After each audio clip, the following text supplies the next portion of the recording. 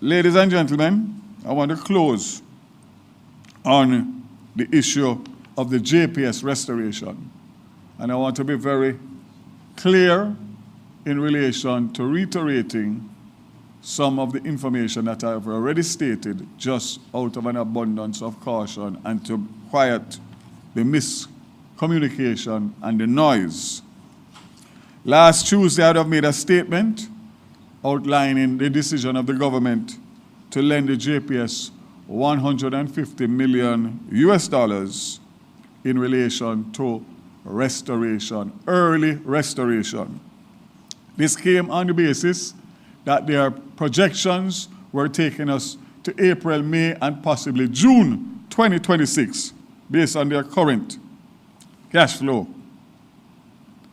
Let me indicate again that the loan was a decision recommended and supported by the Ministry of Finance and approved by Cabinet to lend the JPS the $150 million specifically to fast-track restoration, moving us from 82%, where we are now, to 90% by Christmas, New Year, and 100% by end of January.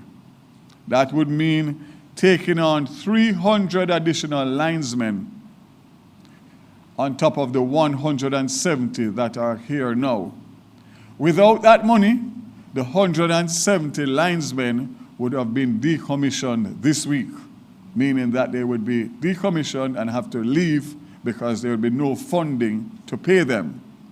So the $150 million goes towards keeping those 170 linesmen in Jamaica and adding another 300 linesmen. That comes with the equipment, the trucks, and all that you see currently on the road now that 170 linesmen are doing. That decision was made to get us out of having to give any sort of extension on the existing license. This minister and this government made a commitment to the people of Jamaica that the license that expired in 2027 would not be renewed on the same terms, which we all know and agree that the license is 25 years old. It was flawed from day one, and it is even more flawed based on the time that has elapsed and what the energy landscape does now. So in order for us not to grant the 15 years that was asked for by JPS and the 8 to 10 years that the multilaterals asked for to fund the JPS, we decided to be a responsible, caring government and lend the $150 million for 5 years with simple terms. 5.5%, which is very concessionary because we don't want a pass-through for increased bills because of interest rates. So we were mindful of that. It allows us to continue on the track to negotiate a new license with JPS or with whoever. So we have separated Melissa from what we were on track to do pre-Melissa.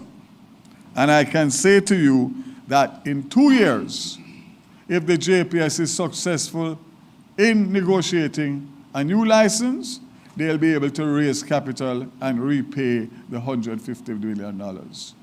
If they don't, the government has already indicated in June of this year, rather than giving them an automatic 10-year additional extension for non-response by the government, we indicated to them that we were not prepared to renew the license on the same terms, and therefore, if necessary, we will be prepared to acquire the assets of the JPS.